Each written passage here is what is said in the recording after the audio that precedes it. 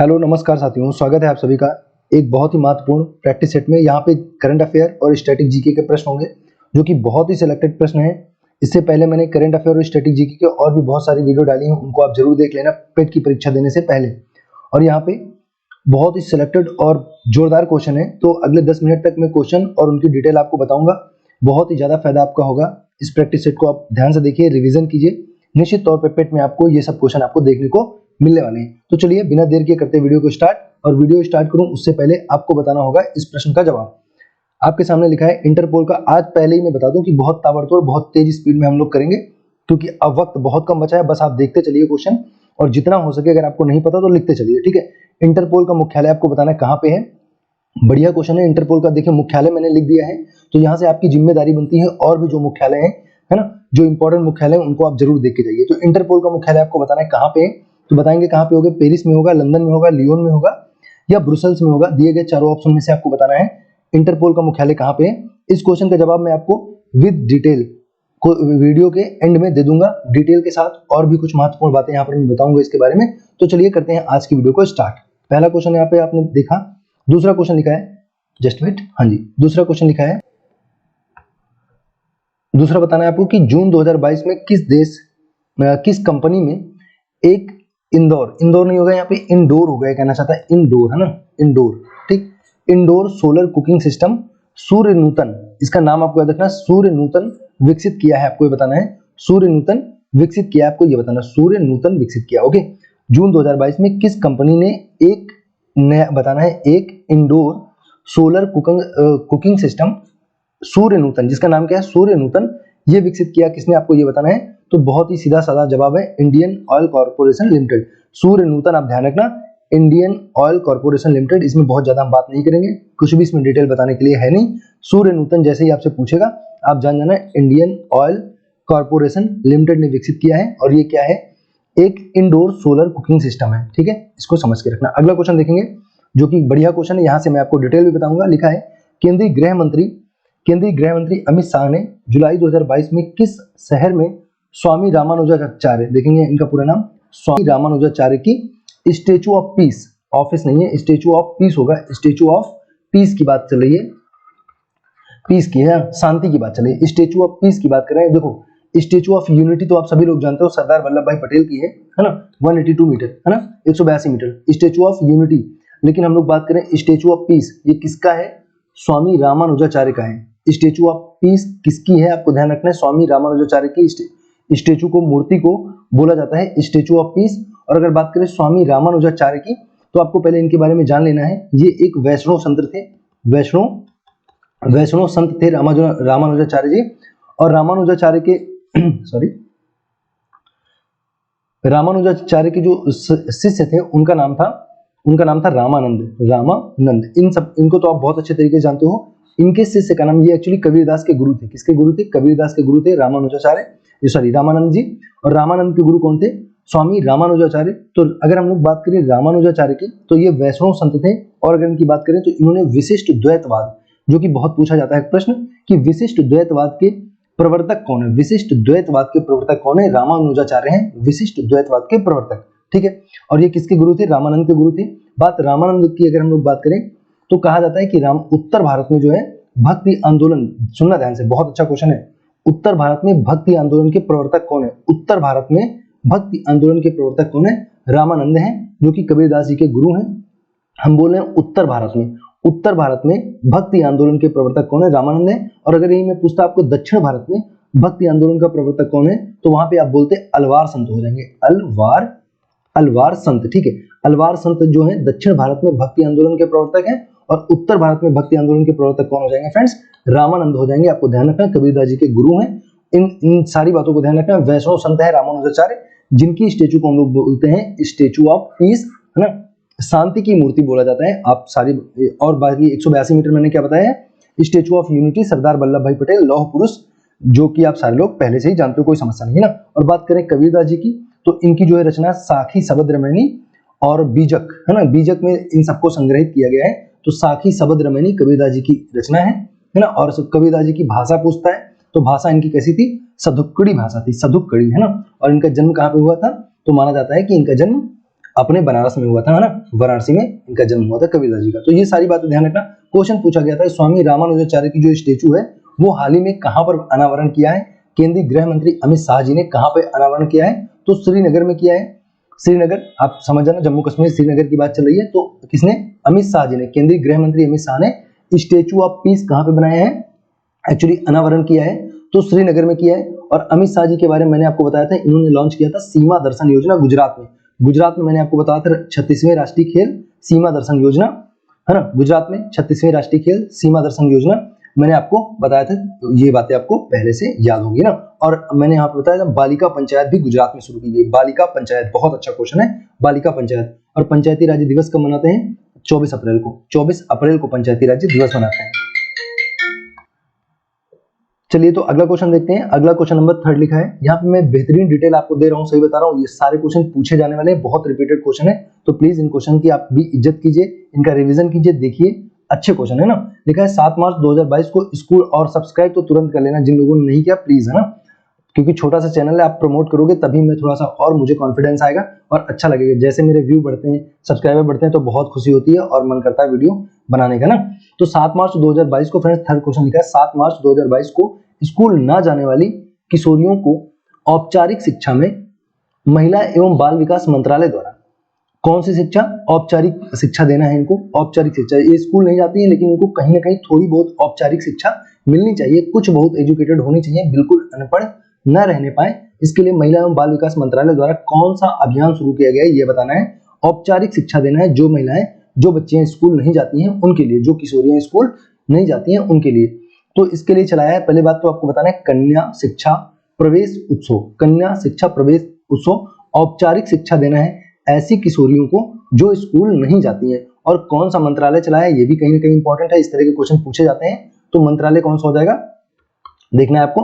मंत्रालय हो जाएगा महिला एवं बाल विकास मंत्रालय। महिला एवं बाल विकास मंत्रालय द्वारा चलाया गया कन्या शिक्षा प्रवेश उत्सव, इस चीज को समझना। और अगर यहाँ से हम लोग बात करें तो आपको याद रखना है, आपको उज्ज्वला योजना याद रखना है। 1 मई 2016 ना, 1 मई 2016 को उज्ज्वला चलाई गई थी। और यहीं से आपको याद रखना है 22 जनवरी 2015 को, देखिए 2014 में मोदी जी की सरकार आती है और 22 जनवरी 2015 को जो है हरियाणा के पानीपत से, कहां से, पानीपत से, हरियाणा के पानीपत से बेटी बचाओ बेटी पढ़ाओ योजना चलाई गई थी 22 जनवरी 2015, ध्यान रखना, बेटी बचाओ बेटी पढ़ाओ। और 1 मई 2016 की अगर हम लोग बात करें तो उज्ज्वला योजना चलाई गई जिसमें मुफ्त में क्या दिए गए थे, गैस सिलेंडर दिए गए थे, आप सबको पता ही होगा। 1 मई 2016 कहां से स्टार्ट की गई थी, बलिया से स्टार्ट की गई थी, है ना, बलिया। और उज्ज्वला 2.0 अगर आपसे पूछे, 2.0 पूछे तो ये महोबा से स्टार्ट की है, इसको भी ध्यान रखना, महोबा। दूसरी वाली जो है उज्ज्वला कहां से स्टार्ट हुई है, महोबा से। ये भी आप उत्तर प्रदेश का ही शहर है, ओके, डिस्ट्रिक्ट है। और बलिया तो आप सभी जानते हो, बलिया भी उत्तर प्रदेश का है, तो समझ के रखना ना। तो 1 मई 2016 उज्ज्वला और 22 जनवरी 2015 क्या हो जाएगा, पानीपत हरियाणा से बेटी बचाओ बेटी पढ़ाओ। और कन्या शिक्षा प्रवेश उत्सव आप सबको याद रखना है, महिला एवं बाल विकास मंत्रालय ने शुरू किया है ऐसी किशोरियों के लिए जो कि स्कूल नहीं जाती हैं, उनको औपचारिक शिक्षा प्रदान करने के लिए। ठीक है, चलते हैं अगले क्वेश्चन पे। रिवीजन जरूर कर लेना, एक बार पूरी वीडियो देखने के बाद रिवीजन जरूर करना, क्योंकि मैं आपको रिवीजन नहीं करवाऊंगा नहीं तो वीडियो लंबी हो जाती है ना। अगला क्वेश्चन देखेंगे, किस शहर में प्रधानमंत्री नरेंद्र मोदी ने 11th खेल महाकुंभ, 11वें खेल महाकुंभ का उद्घाटन किया, आपको बताना है। खेल महाकुंभ, देखो कितना इंटरेस्टिंग क्वेश्चन है ना, नाम ही इतना इंटरेस्टिंग है, खेल महाकुंभ। तो 11वें खेल महाकुंभ जो है इनका आयोजन कहां पे किया गया, इनका उद्घाटन कहां पे किया गया, अहमदाबाद में किया गया है। 11वें खेल महाकुंभ का आयोजन कहां पे किया गया, अहमदाबाद में किया गया।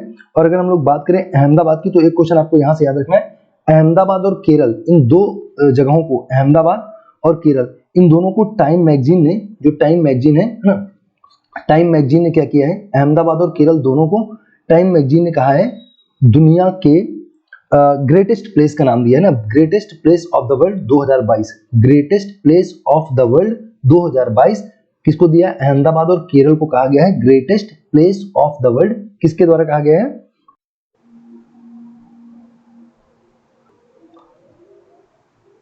यस। तो चलिए अगले क्वेश्चन पे चलते हैं, थोड़ा सा प्रॉब्लम आ गई थी इसमें, तो जस्ट कॉपरेट। हाँ, अगला क्वेश्चन लिखा है फ्रेंड्स, 6 नंबर क्वेश्चन लिखा है, यहाँ पे लिखा है कि किस राज्य व केंद्र शासित प्रदेश के राज्यपाल ने युवाओं को रोजगार अवसर प्रदान करने के लिए 2022 में एक पोर्टल, जिसका नाम भी क्या है, अवसर ही नाम है ना, अवसर। देखो नाम काफी इंटरेस्टिंग है, अवसर नाम से एक पोर्टल लॉन्च किया है 2022 में आपको बताना कि किस राज्य के राज्यपाल ने युवाओं के लिए अवसर नाम का एक ऐप लॉन्च किया है। अवसर, ध्यान देंगे, अवसर है ना, अवसर नाम का ऐप है, इसको बिल्कुल ध्यान रखेंगे, इसका नाम अवसर। अवसर जैसे ही बोलेगा आपको ध्यान रखना है कहाँ हो जाएगा, जम्मू कश्मीर राज्य हो जाएगा, जहाँ के राज्यपाल ने क्या किया है, युवाओं के लिए अवसर नाम का, किसके लिए, युवाओं को रोजगार देने के लिए, किसके लिए, रोजगार के लिए कौन सा ऐप चलाया है, अवसर नाम का ऐप चलाया है। बात करें जम्मू कश्मीर के गवर्नर की, तो यहाँ पे मनोज सिन्हा है वर्तमान में, आपको ध्यान रखना है, मनोज सिन्हा जम्मू कश्मीर के वर्तमान में गवर्नर है, राज्यपाल है ना। और अवसर नाम का पोर्टल लॉन्च किया गया है युवाओं को रोजगार देने के लिए जम्मू कश्मीर राज्य में। जम्मू कश्मीर राज्य से मैंने पहले आपको करंट अफेयर की वीडियो में एक दिन बताया था, ई बुक नाम की क्या चलाई गई है, ई बुक नाम की लाइब्रेरी खोली गई है जम्मू कश्मीर में, ई बुक है ना, ध्यान रखना, ई बुक नाम की लाइब्रेरी कहाँ की है, जम्मू कश्मीर की है फ्रेंड्स। और जम्मू कश्मीर की अगर हम लोग बात करें तो इसकी जो अभी स्थापना एक केंद्र शासित प्रदेश की तरीके से, क्योंकि पहले आपको पता है 370 आर्टिकल था, उसको हटा दिया गया, उसका डिमोलिश कर दिया गया 370 का। तो 370 डिमोलिश किए जाने के बाद जो है 5 अगस्त, आपको थोड़ा ध्यान रखना है इस डेट को, 5 अगस्त 2019 को जम्मू कश्मीर राज्य एक केंद्र शासित प्रदेश की तरह से अस्तित्व में आ गया। और लद्दाख की अगर हम लोग बात करेंगे तो लद्दाख हो जाएगा 31 अक्टूबर 2019 को लद्दाख केंद्र शासित प्रदेश बन गया। तो 31 अक्टूबर 2019 को आपको लद्दाख ध्यान रखना है, और 5 अगस्त 2019 को क्या हो जाएगा, जम्मू कश्मीर राज्य जो है एक केंद्र शासित प्रदेश बन जाता है। जिसके बाद, ये होने के बाद क्या होता है, आपको ये चीज भी थोड़ी सी ध्यान रखना है कि जम्मू कश्मीर और लद्दाख की अगर हम लोग बात कर लें, इन दोनों के बाद 28 राज्य और 8 केंद्र शासित प्रदेश वर्तमान में हो जाते हैं। 28 राज्य हो जाएंगे, 28 राज्य और 8 केंद्र शासित प्रदेश जो है वर्तमान में भारत में है। इस चीज को आपको समझना है। 31 अक्टूबर 2019 लद्दाख और 5 अगस्त 2019 जम्मू कश्मीर हो जाएगा। बात करेंगे जम्मू कश्मीर में तो आपको डल झील थोड़ा ध्यान रखनी है, डल झील हो जाएगी, है ना, डल झील ध्यान रखना है। और यहाँ से आपको याद रखना है, लद्दाख की अगर हम लोग बात करें, हेमिस नेशनल पार्क याद रखना है, हेमिस नेशनल पार्क, लद्दाख में हेमिस नेशनल पार्क, जो कि इंडिया का सबसे बड़ा नेशनल पार्क है, हेमिस नेशनल पार्क, है ना। और अगर सबसे छोटे की बात करेंगे तो कौन सा हो जाएगा, साउथ बटन हो जाएगा। साउथ बटन कहाँ पे है, अंडमान निकोबार द्वीप समूह पर है साउथ बटन, है ना। और अंडमान निकोबार द्वीप समूह की अगर हम लोग बात करें तो वहां पे बैरन नाम का एक द्वीप पाया जाता है, जो कि भारत का एकमात्र सक्रिय ज्वालामुखी है, सक्रिय ज्वालामुखी बैरन द्वीप, है ना। समझ में आ रही है ना बात, मैं क्या बोल रहा हूँ। सबसे बड़ा national park Hemis national park कहाँ पे, लद्दाख में है। सबसे छोटा नेशनल पार्क कहाँ है, साउथ बटन नाम है, साउथ बटन कहाँ पे हो जाएगा, ये हो जाएगा अंडमान निकोबार द्वीप समूह में, ठीक है।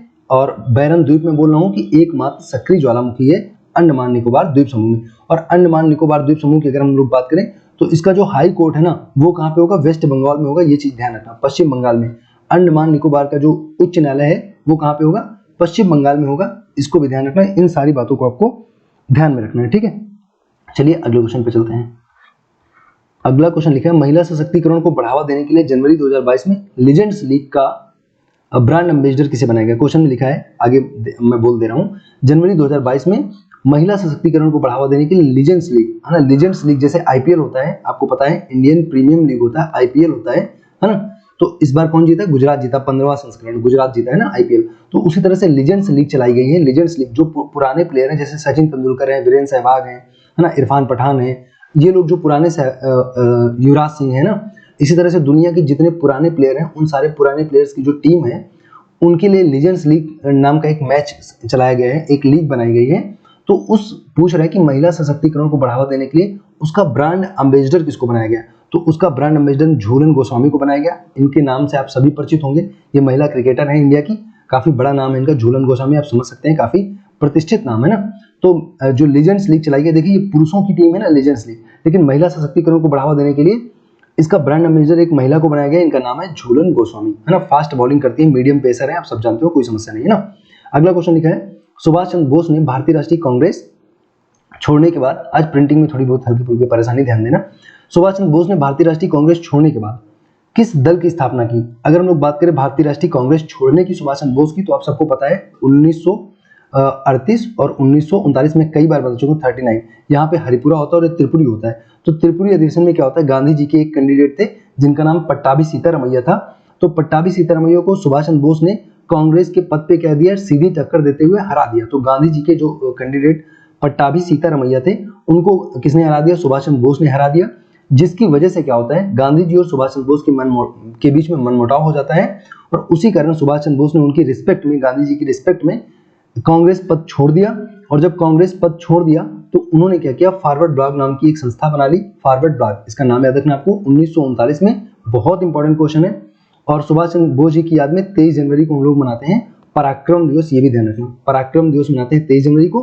तो फॉरवर्ड ब्लॉक की स्थापना 1939 में 1:40 में होती है, फॉरवर्ड ब्लॉक की स्थापना 1:40 में। और जब इन्होंने त्यागपत्र दे दिया था तो पूछता है कि कांग्रेस का फिर अध्यक्ष कौन बन गया था, तो डॉक्टर राजेंद्र प्रसाद बन गए थे। ये चीज आपको याद रखना है, डॉक्टर राजेंद्र प्रसाद, है ना।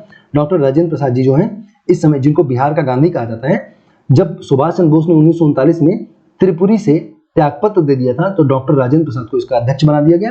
पट्टाभी सीतारामैया को हराया था, जो कि गांधी जी के कैंडिडेट थे, ध्यान रखना। ओके, ये सारी बातें ध्यान रखना। और कांग्रेस से संबंधित मैंने वीडियो एक डाली है, बहुत अच्छी वीडियो, सारे लोग देख लेना, बहुत प्यारी वीडियो वहां से। और सुभाष चंद्र बोस जी के बारे में मैंने आपको बता दिया, 23 जनवरी को पराक्रम दिवस मनाते हैं।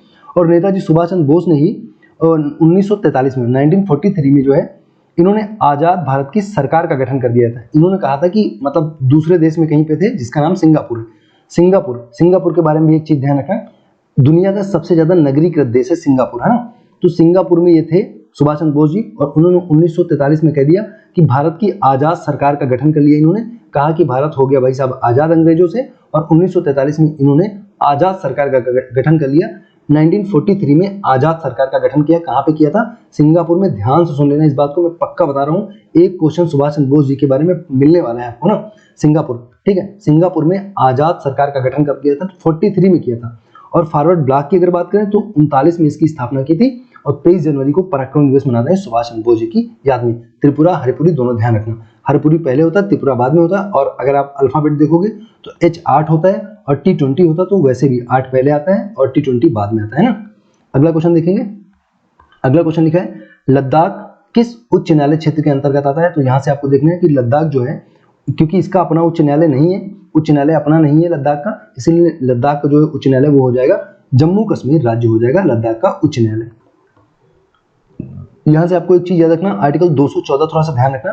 आर्टिकल 214 में लिखा है कि प्रत्येक राज्य का एक उच्च न्यायालय होगा, और भारत में वर्तमान में 25 उच्च न्यायालय है, इस चीज का भी थोड़ा ख्याल रखना। आर्टिकल 214 में लिखा गया है कि प्रत्येक राज्य का क्या होगा, एक उच्च न्यायालय होगा। और सुप्रीम कोर्ट की अगर हम लोग बात करेंगे तो आर्टिकल 124 में सुप्रीम कोर्ट की बात की गई है। 28 जनवरी 1950 को स्थापना होती है। 28 जनवरी 1950 को मुख्यालय कहाँ पे, दिल्ली में। आप समझ जाते हो, ये मुख्यालय का मतलब है इसकी संस्था, जो मतलब ये बिल्डिंग है वो कहाँ पे है, सुप्रीम कोर्ट अपना कहाँ पे, दिल्ली में। 28 जनवरी 1950 को स्थापना होती है।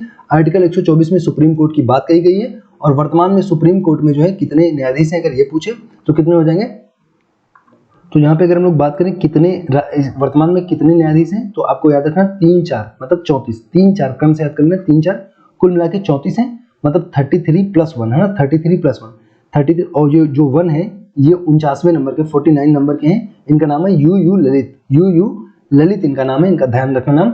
49वें नंबर के मुख्य न्यायाधीश हैं यू ललित वर्तमान में। इन सारी बातों को थोड़ा ध्यान रखना। 124, 214 में प्रत्येक राज्य का एक उच्च न्यायालय होगा। आर्टिकल 214 में वर्तमान में 25 न्यायालय हैं भारत में। और जो बात कर रहा हूँ जम्मू कश्मीर, तो जम्मू कश्मीर जो है यहाँ पे कह रहा है कि लद्दाख उच्च न्यायालय का क्षेत्र क्या है, तो जम्मू कश्मीर क्षेत्र के अंतर्गत आता है लद्दाख उच्च न्यायालय। इन सारी बातों को ध्यान रखना। यहाँ पे अगर हम लोग उच्च न्यायालय की बात करें, इससे और क्वेश्चन जो बनते हैं, तो यहाँ से आपको याद रखना लक्षद्वीप का। लक्षद्वीप का अगर आपसे पूछेगा लक्षद्वीप का कहाँ पे, तो केरल में हो जाएगा, है ना। लक्षद्वीप का उच्च न्यायालय का क्षेत्र कहाँ पे आता है, केरल के अंतर्गत आता है। और अंडमान निकोबार का मैंने आपको पहले ही बताया, वेस्ट बंगाल हो जाएगा। अंडमान निकोबार का किसके अंतर्गत आएगा, वेस्ट बंगाल के अंतर्गत आएगा, पश्चिम बंगाल के अंतर्गत आएगा। और अगर पंजाब और हरियाणा आपसे पूछे, तो पंजाब और हरियाणा का क्या हो जाएगा, पंजाब प्लस हरियाणा का हो जाएगा चंडीगढ़। पंजाब और हरियाणा का चंडीगढ़ हो जाएगा। फिर से बोल दे रहा हूँ, लक्षद्वीप का केरल के अंतर्गत आता है, पंजाब हरियाणा का चंडीगढ़ के अंतर्गत आता है। अंडमान निकोबार द्वीप समूह जो है उसका किसके अंतर्गत आएगा, वेस्ट बंगाल के अंतर्गत आएगा। और लद्दाख का किसके अंतर्गत आएगा, जम्मू कश्मीर राज्य के अंतर्गत आएगा। ये सारी बातें आपको ध्यान रखनी है। ओके, 28 राज्य और 8 केंद्र शासित प्रदेश वर्तमान में। आर्टिकल 214, आर्टिकल 124, ये भी ध्यान रखना। और एक क्वेश्चन यहां से बनता है हाईकोर्ट से कि अगर आपको उच्च न्यायालय में रिट दायर करनी है, उच्च न्यायालय में रिट दायर करनी है, तो कौन सा आर्टिकल होता है, तो 226 होता है, 226। आर्टिकल 226 से आप उच्च न्यायालय में रिट दायर कर सकते हैं जब आपके मानव अधिकारों का उल्लंघन हो, जब आपके मौलिक अधिकारों का उल्लंघन हो, तो आर्टिकल 226 से आप उच्च न्यायालय में रिट दायर कर सकते हैं। और आर्टिकल 32 से जो है आप सुप्रीम कोर्ट में रिट दायर कर सकते हैं। रिट 5 प्रकार की होती हैं। ये सारी बातें आपको ध्यान रखनी है। जम्मू कश्मीर के बारे में मैंने आपको पहले ही सारी बातें बता दी।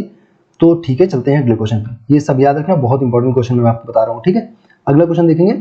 नेक्स्ट लिखा है कि जुलाई 2022 में किस देश ने महिला हाँ ठीक है, किस देश ने महिला हॉकी विश्व कप जीता? आपको जो बताना है किस देश ने महिला हॉकी विश्व कप जीता है, तो ये नीदरलैंड ने जीता है, कोई समस्या नहीं है, नीदरलैंड ने इसको जीता है।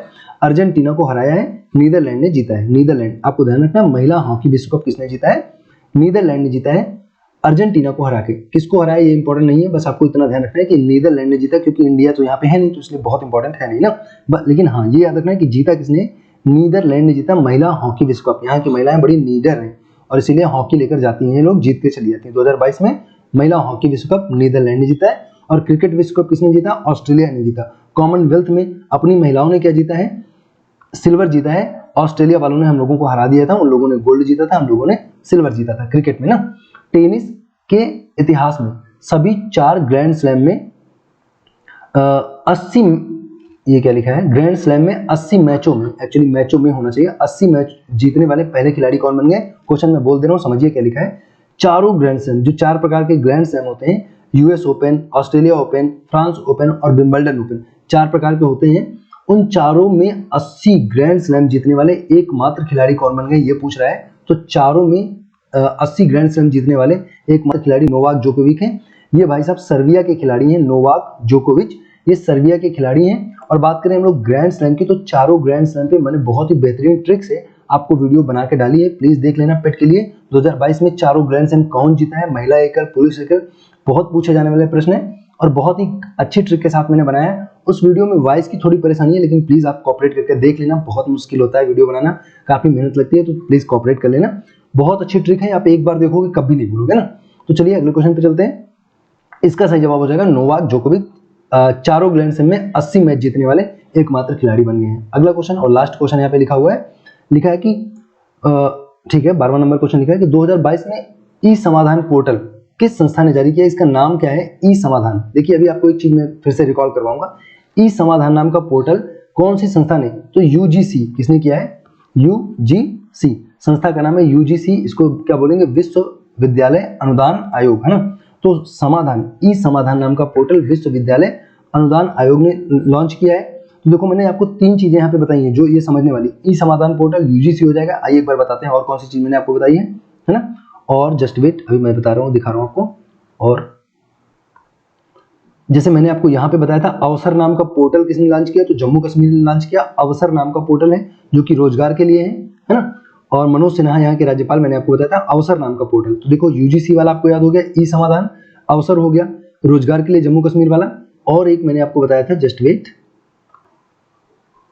और मैंने आपको बताया था सूर्य नूतन, है ना। क्या बताया था? सूर्य नूतन। तो इसको भी ध्यान रखना है, सूर्य नूतन किसने लॉन्च किया है? तो इंडियन ऑयल कॉर्पोरेशन ने सूर्य नूतन नाम से क्या बनाया?